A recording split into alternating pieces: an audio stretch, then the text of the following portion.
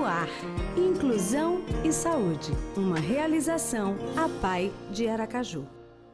Olá, seja bem-vindo a mais um Inclusão e Saúde. Como sempre, o programa trazendo temas relacionados à qualidade de vida, bem-estar, solidariedade e cidadania. No programa de hoje, a entrevista com Marcela Mori, nutricionista, fazendo referência ao Dia do Nutricionista, comemorado a cada 31 de agosto, e também falando de mitos e verdades sobre a chamada alimentação saudável e ainda a preocupação com as pessoas que estão com obesidade mórbida, aquelas que estão um pouquinho acima do peso e muitas vezes estão além do peso.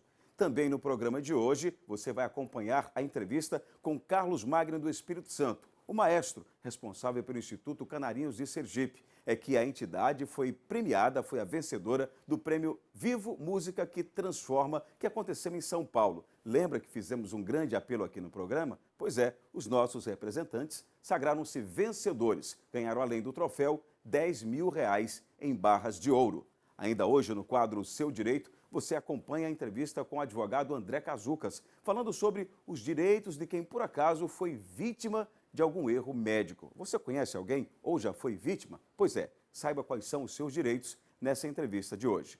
O programa Inclusão e Saúde está só no seu começo e volta em instantes trazendo todos os detalhes. Eu aguardo você.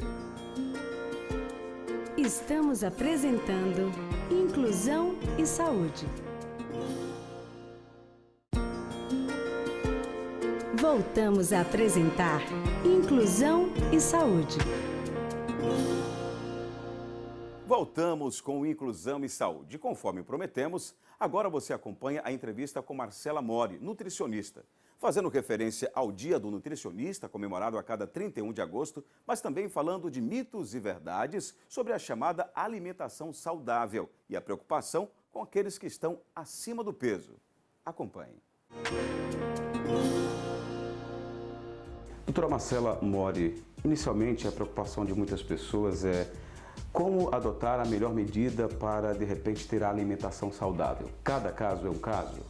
Então, existe hoje uma necessidade das pessoas fazerem uma avaliação individualizada, personalizada, para saber o que realmente tem de alimento saudável no mercado hoje que vai, de fato, ajudar a saúde desse indivíduo. Então, as pessoas têm que ter bastante cuidado para não ouvir na mídia ou qualquer outro local a importância, o que um alimento é importante, enfim, e para aquela pessoa não ser. Então, é importante fazer uma avaliação com um profissional capacitado para que essa pessoa possa, assim, de fato, avaliar quais são os alimentos necessários para a saúde desse indivíduo. E no caso das frutas, muita gente diz que as frutas são ideais para a perda de peso, para que você tenha alimentação saudável. É bem isso ou tem muito mito também? Isso é uma coisa muito importante que a gente tem que sempre deixar bem destacado, As frutas até então, ela tinha uma fama de que eram saudáveis e que de fato são, e que são ricas em nutrientes e tal.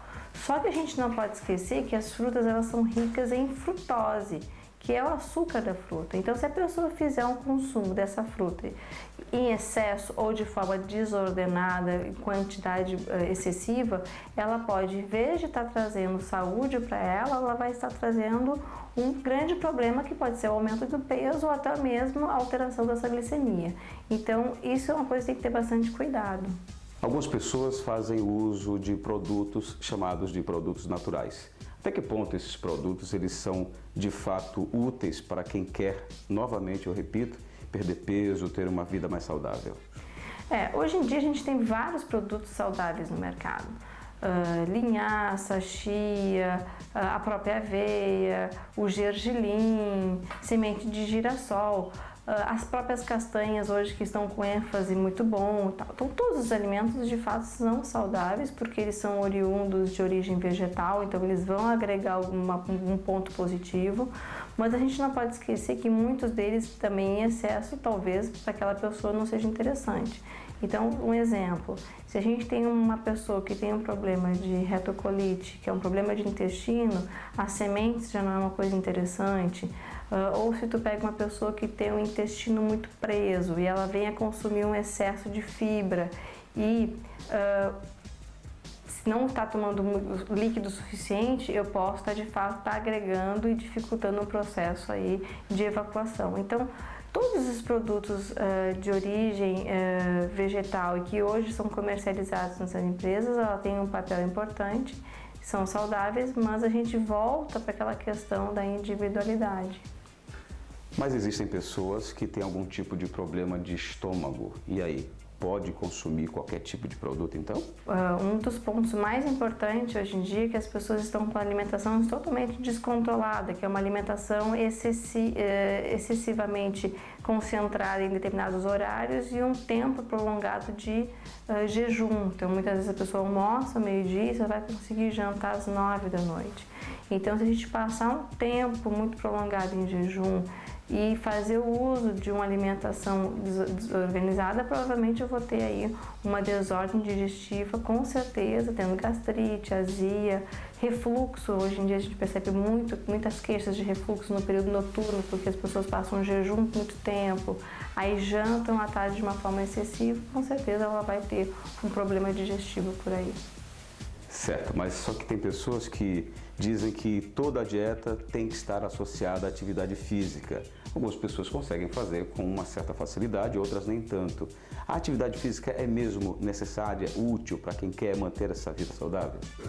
Hoje em dia a gente tem os guias alimentares, que são padrões de estilo de alimentação, estilo de vida, e tem se discutido muito a interação da atividade física junto com a nutrição, e a gente sabe que a base hoje em dia de uma vida saudável é sim a atividade física. A atividade física ela tem que agregar duas coisas, né? O primeiro, o prazer. A pessoa tem que ter prazer em fazer aquele tipo de atividade física. Se ela não encontrou ainda na academia, procure algum outro tipo de atividade física, ou uma dança, ou algum outro tipo de esporte, né? E segundo, é atrelar isso aí junto com a alimentação. Então, a atividade física ela tem um papel fundamental. Então, para isso, a gente precisa personalizar a atividade física, fazer algo que lhe dê prazer, que não venha lhe dar lesão no futuro, e aí sim juntar a nutrição com a atividade física para que a pessoa possa assim, ter um sucesso nessa mudança de estilo de vida. Há pessoas que estão acima do peso, mas como é que isso vai sendo definido? Porque chega ao ponto de estar com a obesidade mórbida, como é considerado inclusive uma doença. Como estabelecer esses parâmetros?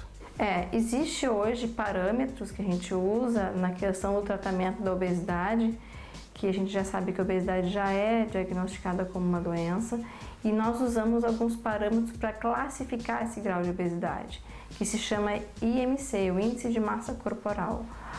O IMC acima de 24,9, a gente já começa a ter uma alteração do peso corporal, e aí sim tendo que tratar esse peso, né, essa doença.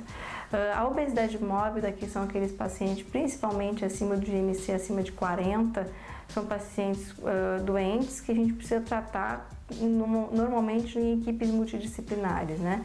Entra o psicólogo, entra o cardiologista, entra o endocrinologista, para que a gente possa de fato mudar aquele perfil atual daquele paciente.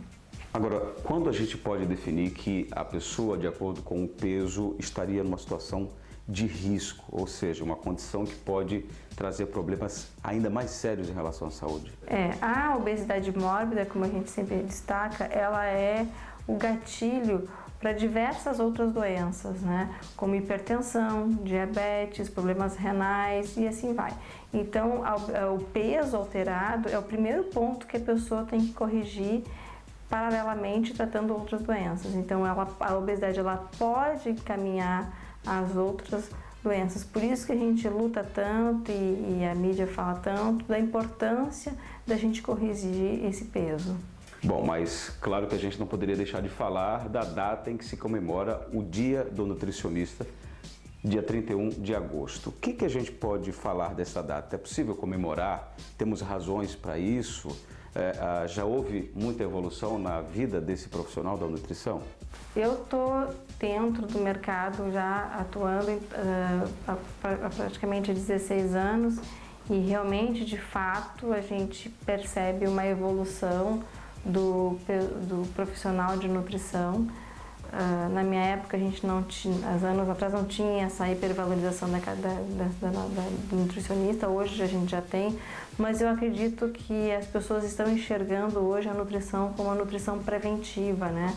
O profissional de nutrição evoluiu muito, os estudos e pesquisas evoluíram muito através dos benefícios dos alimentos, os alimentos funcionais, e isso é fundamental para que a gente possa evoluir como categoria e também evoluir no estilo de vida das pessoas. Mas vale destacar que aqui no Brasil existe uma necessidade de uma mudança o mais rápido possível, porque a gente está passando dos Estados Unidos em sobrepeso, já passamos em sobrepeso, o mundo precisa ter consciência dessa necessidade de cada vez melhorar mais. Que entrevista legal, né? Espero que você tenha aproveitado bastante, porque são informações úteis para o nosso dia a dia. Olha, você já conhece a APAI de Aracaju? Se não conhece, quer saber um pouco mais sobre a entidade? Acompanhe esse VT. Mantemos inúmeros programas e projetos e cuidamos da capacitação dos assistidos. Trabalho na cidadania, a APAI gostando da mim. Aulas de teatro e o grupo de capoeira, serviços que contam com uma nova e bem equipada ala, com 9 consultórios e equipe multidisciplinar para atendimento à psicopedagogia, psicologia, odontologia, fonoaudiologia e terapia ocupacional. A atenção à fisioterapia é um capítulo diferenciado na APAI de Aracaju. Mas fazer filantropia não é uma tarefa fácil. Porque se eu fosse pagar, eu não teria dinheiro para pagar, para suprir a necessidade. A instituição ela depende de filantropia, né? Ela depende de doações para fazer filantropia. A APAI de Aracaju depende muito das contribuições que recebe pelo telemarketing. O futuro se faz com a conscientização das diferenças. Tá vendo? Se você acha que pode ajudar a entidade, anote o telefone que está aí na tela. 3205-4600, 3205-4600 ou 3215-5959. Ligue e diga como você pode colaborar com essa instituição tão importante que presta um relevante serviço para a sociedade sergipana. Agora você acompanha o quadro O Seu Direito. Confira.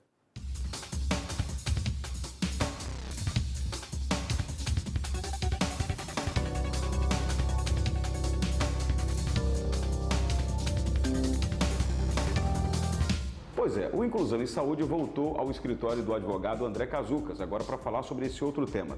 Indo logo direto ao assunto, doutor André, como funciona essa responsabilidade civil do ato médico em relação a uma possível falha? Perfeito, essa é uma excelente questão. Por quê? Porque ela engloba 2 tipos de obrigação, a obrigação de meio ou a obrigação de resultado. O que é a obrigação de meio? É aquela em que o profissional ele se obriga a envidar os esforços necessários e adequados para se atingir o resultado, sem garantir o resultado. Em geral, a medicina se enquadra nessa modalidade, que é a modalidade de meio. A exceção são cirurgias plásticas estéticas, em que há um entendimento jurisprudencial de que elas devem entregar o resultado. Então, o médico, o profissional da medicina, de uma forma geral, ele se compromete não apenas pelos meios envidados, mas também pelo resultado a que se chega. Certo, mas considerando um caso concreto, digamos que o médico esqueceu algum tipo de equipamento, uma gaze, alguma coisa no corpo de uma paciente. Quais são os direitos dela em relação a uma situação como essa? Perfeito. Nesse caso, há uma responsabilidade civil subjetiva, que é aquela que pressupõe dolo, que é a intenção e que a gente não acredita que jamais aconteça, ou culpa, que a culpa se caracteriza por negligência, imprudência ou imperícia. No caso de falha profissional, deve-se comprovar a imperícia, ou seja, o ato praticado pelo profissional, seja ele da medicina ou seja ele de uma área da saúde afim, que tenha ocasionado um dano. Então, se ficar comprovado, e aí essa prova é do paciente, de que o ato realizado, ele não foi como deveria ser praticado, não foi em conformidade, e disso houve um dano ao paciente, aí há o dever de indenizar, a responsabilidade civil, e essa pessoa lesada pode sim acionar a justiça. Certo, mas no caso de uma prótese ou órtese, alguma coisa desse tipo, a situação seria também a mesma? E os custos se tiver que refazer o procedimento cirúrgico? Não, a situação, ela sim, ela é bastante parecida. Como é que fica, qual seria a diferença? Seriam os custos de um eventual prosseguimento. Então, se a falha aconteceu por conta do profissional e tiver necessidade ou de uma outra cirurgia ou de um outro tratamento, e os custos desse tratamento condicionados à má prestação de serviço, eles correm por conta daquele profissional que infelizmente prestou o serviço inadequadamente. Mas há diferença quando se trata de um médico que está atuando na rede privada e quando ele está atuando na rede pública? Essa diferenciação ela se dá da seguinte forma. Na iniciativa privada, a pessoa, tanto física quanto jurídica, ela responde diretamente por seus atos. Então, a pessoa que tiver qualquer lesão, ela pode vir a acionar tanto a pessoa física quanto a jurídica. Quando a gente fala de direito público, então o serviço foi prestado pelo Estado, a ação individual do indivíduo, da vítima, da pessoa que sofreu a lesão, ela vai ser contra o Estado, vai ser contra a União ou vai ser contra o município. Não se pode fazer a responsabilização direta. E aí, após o procedimento, depois que a União, o Estado ou o município vier a ser condenado, pode haver uma ação de regresso para que ele cobre daquele agente público que realizou o dano inicialmente ao indivíduo, após ao erário, para que ele venha a pagar, venha a ressarcir ao Estado por aquilo que ele gastou. Bom, a gente agradece mais uma vez ao senhor pela participação aqui no nosso Inclusão e Saúde. Eu que agradeço, esse tema é muito diverso, bastante amplo, espero ter elucidado algumas situações, outras a gente vai falar nos próximos programas. Fiquem todos com Deus e um forte abraço.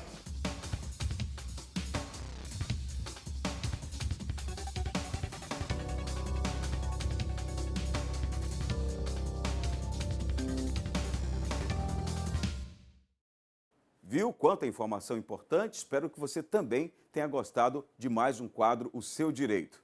E agora a gente vai a um rápido intervalo e na volta a conversa com o maestro Carlos Magno do Espírito Santo, responsável pelo Instituto Canarinhos de Sergipe. É que a entidade foi a vencedora do Prêmio Vivo Música que Transforma. A gente trouxe esse assunto aqui ao programa Inclusão e Saúde, torceu, pediu para que você colaborasse também participando pela internet e agora a entidade foi a escolhida. A gente vai para um rápido intervalo e na volta a entrevista para você. Até já. Estamos apresentando Inclusão e Saúde.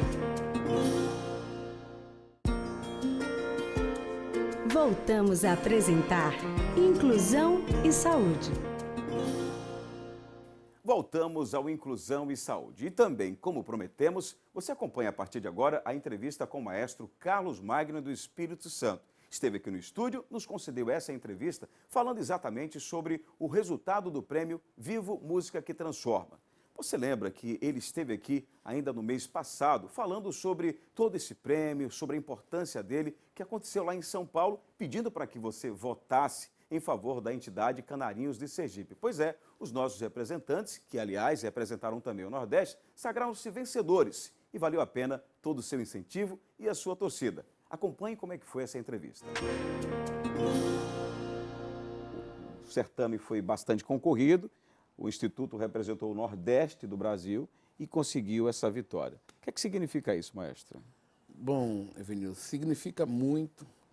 É um prêmio que, na verdade, abre portas para o Instituto Canarinhos de Sergipe. E nós estivemos em São Paulo e concorremos, foram 366 projetos de todo o Brasil. E me lembro que nós estivemos aqui no mês de junho, finalzinho de junho, fazendo a chamada, para poderem participar, convocando as pessoas. Na rede social, né? E foi o primeiro órgão de imprensa, da mídia, que nós estivemos. Por isso que estamos aqui, para agradecer a todos aqueles que votaram, agradecer aos doadores do Instituto Canarinhos de Sergipe e principalmente aos alunos e os pais do Instituto Canarinhos de Sergipe. E como eu estava falando, 366 projetos do Brasil todo e nós ficamos entre os 9 finalistas e a Vivo, então, filmou, estiveram aqui, filmaram todos os projetos com todas as suas nuances e as performances de todos os projetos e depois colocou para votação popular.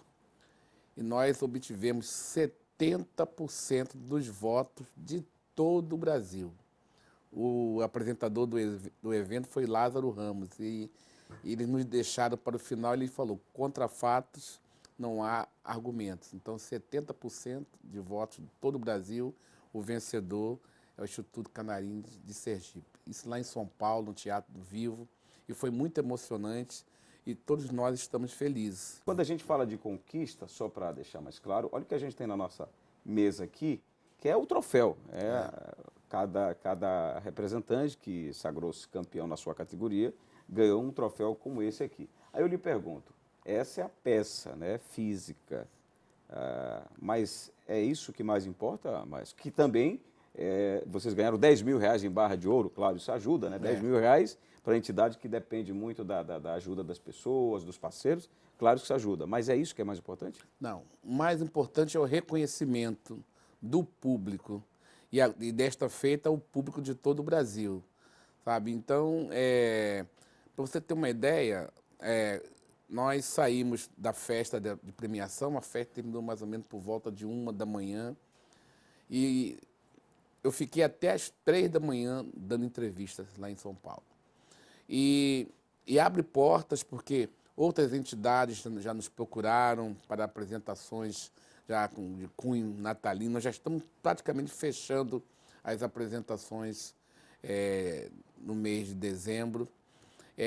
Já temos convites para apresentações em outros estados, né? Isso também é importante. Quem sabe voltar a São Paulo, né?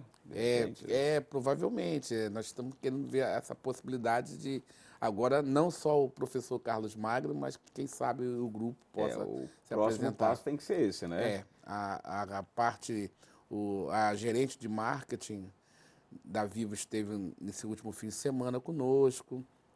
Nós inauguramos uma praça que a Vivo está patrocinando aqui em Aracaju.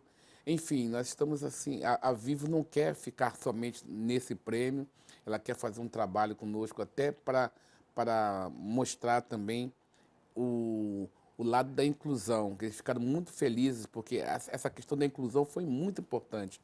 Eu digo até que foi o diferencial para que nosso projeto se sagrasse vencedor com voto popular. Porque cantar, né, com o brilho que os canarinhos cantam e logo desde o início, né, do grupo, na época que era só Canarinhos de Aracaju e tal, sempre vocês cantaram divinamente bem, mas eu acho que essa inserção da pessoa com deficiência, né, que tem algum tipo de limitação, essa inserção na prática. Na prática, a justamente. Ingrid, que a gente mostrou aqui na sua vinda inicial. Então, isso vai mostrando que é possível, sim, incluir essas pessoas para que elas se sintam parte da sociedade, que elas estejam aí com a sua autonomia cada vez mais evidenciada, para que elas possam dizer, olha, eu também sou pessoa, eu também mereço ser respeitada. É essa a proposta, né, Maio? Então, nós fazemos isso com crianças com síndrome de Down e autistas, e eles realmente, assim, participando de todo o processo, tocando ou cantando. Então, nós fazemos. Por isso que o nosso projeto tem esse título, Cultura, Arte, Educação e Cidadania. Interessante que lá, na reunião com todos os projetos, eles acharam o nome muito grande, né? E aí, sempre quando um palestrante chegar, porque nós tivemos um workshop, 2 dias, o projeto Cultura, Arte. Aí, não, Cultura, Arte, Educação e Cidadania. Justamente é tudo que acontece no Instituto. Na prática é o que acontece. Nós agradecemos muito. Muito obrigado pelo voto. Muito obrigado pelo seu voto. Muito obrigado pelo estímulo que vocês têm dado a todos os alunos do Instituto Canarinhos de Sergipe. Obrigado mais uma vez e parabéns aí pelo prêmio. Bom, o nosso Inclusão em Saúde fica por aqui. Lembrando que você pode acompanhar as reprises do programa sempre às quartas-feiras pela TV APLP, né, a partir das 14h e também pela nossa rádio web, no www.apaifm.com.br. Quer saber mais sobre o programa, sobre a PAI de Aracaju? Aqui, tem o nosso WhatsApp. Pode mandar sugestões, pode mandar dicas. Você diz o que você quer fazer com o nosso programa, interaja, faça parte do Inclusão e Saúde. Quiser saber mais alguma coisa, basta ligar para a gente também, 3205-4600. Nosso próximo encontro é no sábado que vem, às 10 da manhã pela sua TV APLP e também pela Pai FM. Até lá. Você assistiu Inclusão e Saúde, uma realização APAI de Aracaju.